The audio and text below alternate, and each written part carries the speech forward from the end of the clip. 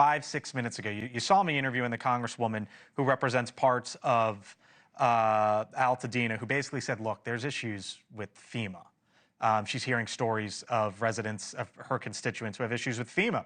And there is a big story involving FEMA on the complete opposite side of the country, and that's in Asheville, North Carolina. Some 3,000 people there, residents of Western North Carolina, just learned that FEMA will extend their hotel assistance, their residential assistance, for another week. That deadline was going to come up, and it's now been extended out to January 25th, so really another 11 days or so. Chuck Edwards is the congressman who represents that district, the Asheville area, among the hardest hit by Hurricanes Helene and Milton. Joins us live once again. Congressman, thanks for hooking up with us here. I don't know if you heard your colleague there on the other side of the aisle from California, but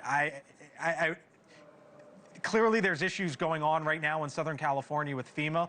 What is it right now where you are in Asheville some 4 months later? Well, we continue to be frustrated with FEMA, their communication, their sensitivity, quite frankly, to those folks who have lost their homes, who are displaced because of the storm. That is an organization that clearly needs to be overhauled, and I'm anxious to be a part of that after January 20th. How do you want to overhaul it? What needs to happen? First of all, we need a new director, a new administrator, and we've got to change the culture of FEMA. There's too much government bureaucracy and not nearly enough caring about the folks that they should be tasked to help. So, Congressman, the first deadline for housing assistance, really in hotels, local hotels there, was right after the new year. It got pushed to another 11 days or so, and now pushed again another 11 days. So on the one hand, I think you could say, well, good on FEMA. They're doing their job. They're helping folks. They're giving them the assistance they need. On the other hand, could you say, my gosh, to live 11 days at a time, how can you do that? Well, it certainly is unfortunate that they're asking folks to plan their lives 11 days at a time. But the reality is they're still giving folks notice inside of 24 hours that they need to move. I got a call from a hotel owner today, a fellow that owns 4 hotels in Asheville, North Carolina.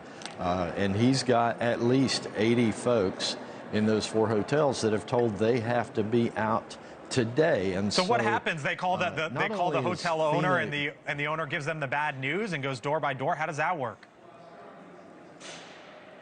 Well, there's an online registration system, and the records that the folks from the hotels are receiving are often inconsistent with the direction that we're getting from FEMA, which really leaves folks in a lurch and not knowing where they're going to be sleeping tonight or the next night. It is the very real scenario there in Asheville, North Carolina, the western part of the state, as now folks on the complete opposite side of the country in Southern California will be dealing with many of these issues and many of these questions going forward. Congressman Edwards, I talked to you now, I don't know, a handful of times probably in the last handful of months. Thanks for always coming on. We wish you and your community all the best. Thank you, sir. Thank you so much. We appreciate you. Thank you for watching, and make sure you go to joinnn.com to find NewsNation on your television provider.